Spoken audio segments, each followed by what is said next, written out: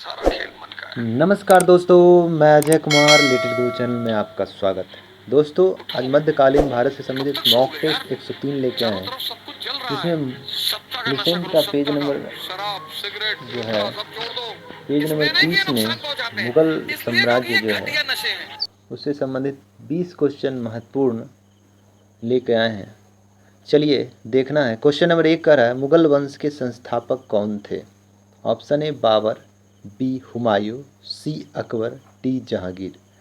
इसका आंसर आपको comment box में कमेंट करना है क्या होगा।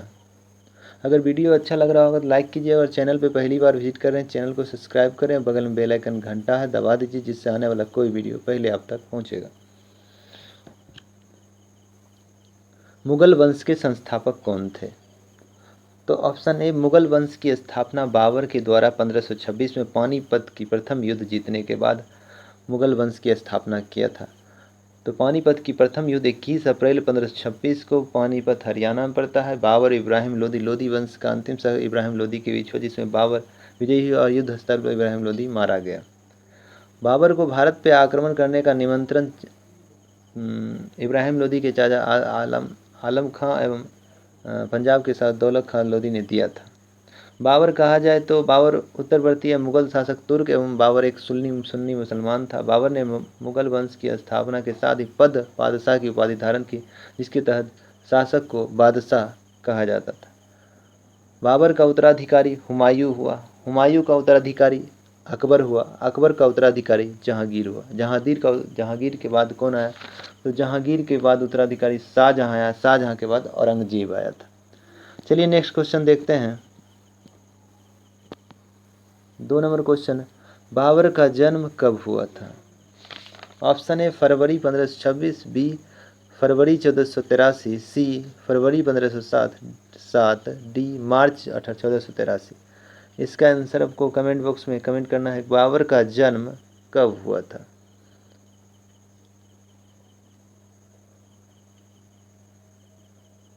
तो बाबर का जन्म जो है 14 फरवरी, वैलेंटाइन डे जिसको कहते हैं, फरवरी 1483 को हुआ था बाबर का जन्म। इसके पिता का नाम उमर शेख मिर्जा, जो फरगना नामक छोटे राज्य के शासक थे। चलिए नेक्स्ट क्वेश्चन देखते हैं। 3 नंबर क्वेश्चन, बाबर के पिता का क्या नाम था? Option A Rahim Khan, B Umar Shaikh Mirza, C Humayun, D Meera Baba Dost. इसका आंसर आपको कमेंट बॉक्स में कमेंट करना है कि बाबर के पिता का क्या नाम था। तो इसका आंसर हो जाएगा ऑप्शन ए, बाबर के पिता का नाम उमर शेख मिर्जा था और बाबर का उत्तराधिकारी हुमायूं हुआ था। जबकि अब्दुल रहीम खान खाना ने बाबर का जो आत्मकथा तुजु के बाबरी था, उसको बाबर नामा के नाम से, मतलब तुजु के तुर्की भाषा में जो लिखा गया था, उसको फारसी अनुवादित अब्दुल रहीम खान खाना के द्वारा किया गया था। चलिए नेक्स्ट क्वेश्चन देखते हैं। 4 नंबर क्वेश्चन देखना है, बाबर ने भारत पर आक्रमण किया कितनी बार? ऑप्शन ए 5 बार, बी 7 बार, सी 6 बार, डी 8 बार। इसका आंसर आपको कमेंट बॉक्स में कमेंट करना है कि बाबर ने भारत पर कितनी बार आक्रमण किया। बाबर ने भारत पर कुल 5 बार आक्रमण किया, जिसमें पहला आक्रमण था यूसुफजाई जाति के विरोध में 1519 में किया था, जिसमें जहां पर बाबर ने बाजौर और भेरा पर अधिकार किया। उसके बाद पानीपत का प्रथम युद्ध हुआ 21 अप्रैल 1526 को बाबर और इब्राहिम लोदी के बीच, जिसमें बाबर विजयी हुआ। दूसरी खानवा का युद्ध 17 मार्च 1527 को बाबर और राणा संगा के बीच हुआ, जिसमें बाबर विजयी हुआ। चंदेरी का युद्ध 29 जनवरी 1528 को हुआ, जिसमें बाबर और मेदिनी राय के बीच, जिसमें बाबर विजयी हुआ। घांगरा का युद्ध जो है 6 मई 1529 को अफगान शासक और बाबर के बीच हुआ, जिसमें बाबर विजयी हुआ। तो बाबर का पहला आक्रमण 1519 में यूसुफजाई जाति के विरोध में हुआ था। टोटल 5 बार आक्रमण।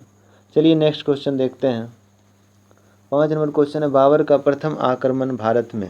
Option A 1519, B 1526, C 1527, D 1528। इसका आंसर आपको कमेंट बॉक्स में कमेंट करना है क्या होगा कि बाबर का भारत पर प्रथम आक्रमण था, बताए थे 1519 में यूसुफजाई जाति के विरोध में, जिसमें बाजौर और भेरा पर अधिकार किया। उसके बाद पानीपत का प्रथम युद्ध 21 अप्रैल 1526, खानवा 17 मार्च 1527, चंदेरी 29 जनवरी 1528 और घाघरा का युद्ध 6 मई 1529 को हुआ था। और 1530 में 48 वर्ष की आयु में बाबर की मृत्यु हो गई थी। चलिए नेक्स्ट क्वेश्चन देखते हैं। 6 नंबर क्वेश्चन का था सबसे पहले तुगलमा युद्ध नीति मतलब तोप खाने का प्रयोग सर्वप्रथम किसने किया था? Option A Babar, B Humayun, C Akbar, D Jahangir. इसका आंसर आपको कमेंट बॉक्स में कमेंट करना है। तुगलमा युद्ध नीति किसने लागू किया था? तो ऑप्शन ए हो जाएगा बाबर के द्वारा किया गया था तुगलमा युद्ध नीति या तोप खाने का प्रयोग बाबर ने पहले किया था। पानीपत के प्रथम युद्ध 21 अप्रैल 1526 को जिसमें हुआ था बाबर इब्राहिम लोदी, इसमें तोप का प्रयोग किया, तोप खाने का प्रयोग किया, जिसके 2 निशानेबाज उस्ताद अली और मुस्तफ़ा थे। बाबर के 2 निशानेबाज शूटर जो थे। इसी में युद्ध में धन लूटे गए धन में हुमायूं को कोहिनूर का हीरा मिला था। बाबर का उत्तराधिकारी हुमायूं का अकबर हुआ, अकबर का जहांगीर हुआ उत्तराधिकारी। चलिए नेक्स्ट क्वेश्चन देखते हैं। 7 नंबर क्वेश्चन, बाबर का निशानेबाज कौन था? ऑप्शन ए रहीम खाना, बी उस्ताद अली, सी मुस्तफ़ा, डी बी और सी। इसका आंसर आपको कमेंट बॉक्स में कमेंट करना है क्या होगा? बाबर का निशानेबाज कौन था?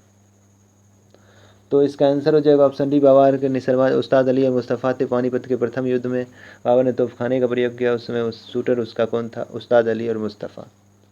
चलिए नेक्स्ट क्वेश्चन देखते हैं। 8 नंबर क्वेश्चन का रहा है पानीपत का प्रथम युद्ध 21 अप्रैल 1526 को लड़ा गया किसके बीच? Option A Babur Ibrahim Lodi, B Rana Sanga और बाबर के बीच, सी मेदनी राय और बाबर के बीच, डी अफगान और बाबर के बीच। इसका आंसर आपको कमेंट बॉक्स में कमेंट करना है कि पानीपत का प्रथम युद्ध 21 अप्रैल 1526 को किसके बीच लड़ा गया। अभी तुरंत चर्चा किए हैं, इसलिए कमेंट बॉक्स में कमेंट करने क्या होगा? तो इसका आंसर हो जाएगा ऑप्शन ए बाबर इब्राहिम लोदी के बीच पानीपत की प्रथम युद्ध हुई। खानवा की युद्ध 17 मार्च 1527 को बाबर और राणा संगा के बीच हुआ, जिसमें बाबर विजयी हुआ। मतलब भारत पे जो भी आक्रमण बाबर किया उस सब में बाबर ही विजयी हुआ।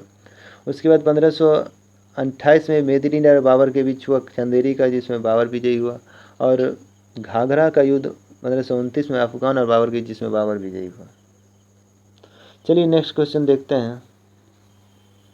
मध्यकाल का प्रथम शासक जो युद्ध स्थल में मारा गया। Option A Bahlol Lodi, B Sikandar Lodi, D C Ibrahim Lodi, D इनमें से सभी।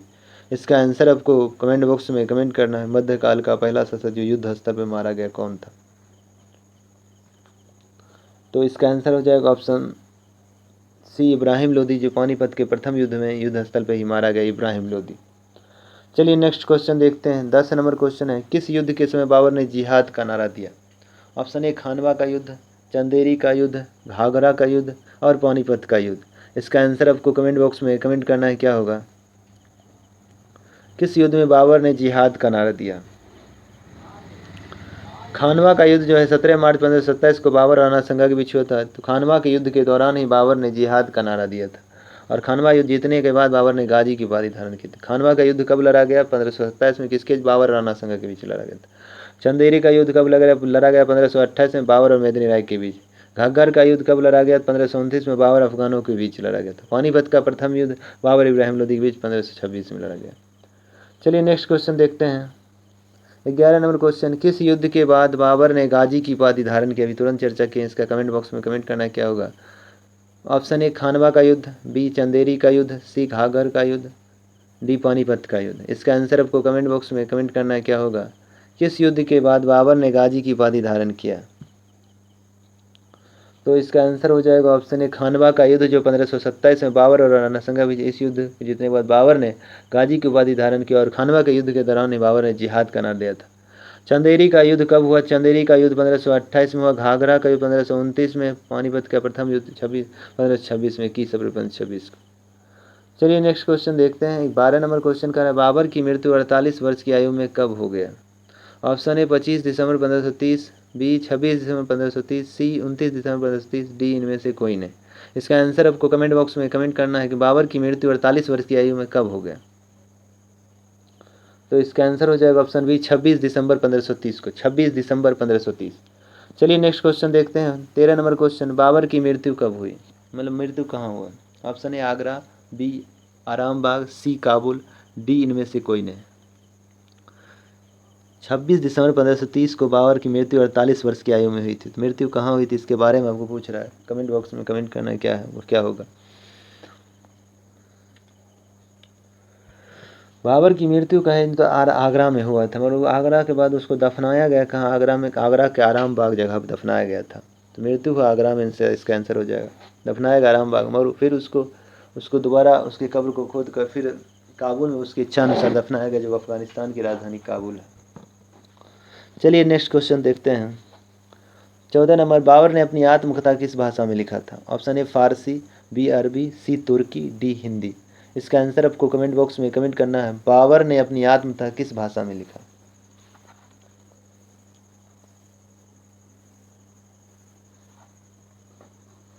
तो इसका आंसर हो जाएगा ऑप्शन सी, बाबर ने अपनी आत्मकथा तुर्की भाषा में तुजू के बाबरी लिखा था। तुजू के बाबरी जो है लिखा था तुर्की भाषा में बाबर अरबी, फारसी और तुर्की तीनों भाषा का गया था, जिसमें तुर्की भाषा में बाबर ने तुजू के बाबरी लिखा, जबकि बाबर नामा के नाम से उसको फारसी अनुवादित नाम अब्दुल रहीम खाना के द्वारा किया गया। चलिए नेक्स्ट क्वेश्चन देखते हैं। 15 नंबर क्वेश्चन कर रहा है, 4 बाग बनाने की परंपरा की शुरुआत किया? Option A Babar, B Humayun, C Akbar, D Jahangir. इसका आंसर आपको कमेंट बॉक्स में कमेंट करना है कि बाबर ने 4 बाग बनाने की परंपरा की शुरुआत किसने किया? 4 बाग बनाने की परंपरा की शुरुआत कहेंगे तो अकबर के द्वारा किया गया, तो ऑप्शन सी हो जाएगा।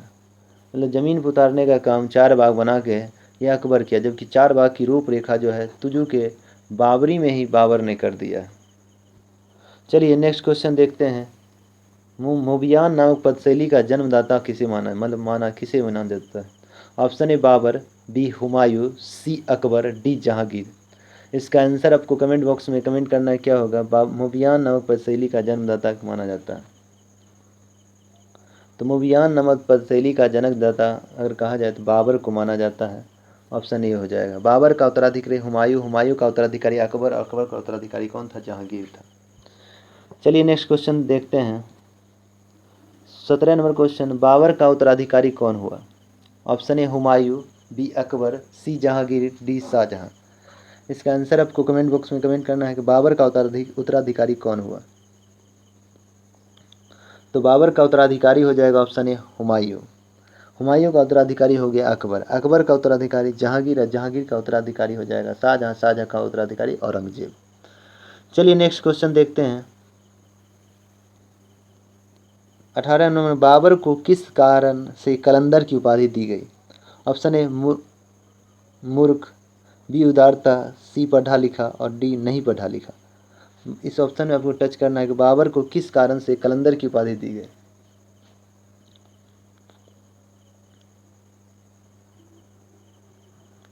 तो बाबर को अपनी उदारता के कारण, ऑप्शन बी हो जाएगा, उदारता के कारण उसे कलंदर की उपाधि दिया गया था। बाबर ने मुसलमानों को तगमा नामक कर से भी मुक्त किया था। चलिए नेक्स्ट क्वेश्चन देखते हैं। 19 नंबर क्वेश्चन के, कितने मुगल शासक का मकबरा विदेश में है? Option A 3, B 4, C 5, D 6। इसका आंसर आपको कमेंट बॉक्स में कमेंट करना है, क्या होगा कि कितने मुगल शासक हैं जिनका कब्र देश में ना रहकर विदेश में है? तो इसका आंसर हो जाएगा ऑप्शन ए। कौन कौन? तो बाबर का कब्र जो है कहाँ है? काबुल अफ़गानिस्तान में। जहांगीर का कब्र कहाँ है? लाहौर शाहदरा पाकिस्तान में। और बहादुर शाह जफ़र जो मुग़ल वंश का अंतिम शासक था, जिसका कब्र रंगून म्यांमार में है। चलिए नेक्स्ट क्वेश्चन देखते हैं। 20 नंबर, किस मुग़ल शासक का मकबरा काबुल में है? अभी तुरंत चर्चा किए हैं, इसलिए कमेंट बॉक्स में कमेंट करें। Option A Babar, B Humayun, C Akbar, D Jahangir. इसका आंसर आपको कमेंट बॉक्स में कमेंट करना है, किस मुग़ल शासक का मकबरा काबुल में है? तो काबुल में जो मकबरा है वो बाबर का है, तो ऑप्शन ए हो जाएगा बाबर। बाबर का उत्तराधिकारी हुमायूं, हुमायूं का उत्तराधिकारी अकबर, अकबर का उत्तराधिकारी जहांगीर, जहांगीर का कब्र जो है कहाँ है? शाहदरा, लाहौर, पाकिस्तान में। चलिए दोस्तों, अगर कंटेंट अच्छा लग रहा है तो अब चैनल को सब्सक्राइब करें और शेयर करें अपने फ्रेंड सर्कल में। जल्दी जल्दी सब्सक्राइबर बढ़ाएं। हम लगातार आप लोग के लिए मॉक टेस्ट दे रहे हैं, थोड़ा आप भी ध्यान दीजिए। चलिए आज इतने तक रहने देते हैं। जय हिंद, जय भारत।